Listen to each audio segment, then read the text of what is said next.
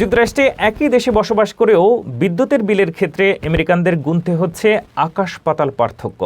US energy information অ্যাডমিনিস্ট্রেশনের নতুন তথ্য অনুসারে বর্তমানে জাতীয় পর্যায়ে প্রতি কিলোওয়াট আওয়ার বিদ্যুতের গড় দাম 17.24 সেন্ট, যা আগের বছরের তুলনায় 6% বেশি। রাজ্যভেদে এই বিলের চিত্রটা বেশ চমকপ্রদ। নর্থ ডাকোটা, যেখানে 11.02 সেন্ট রেট নিয়ে সবচেয়ে সাশ্রয়ী, সেখানে হাওয়াই দ্বীপে একই বিদ্যুতের দাম 41.62 সেন্ট।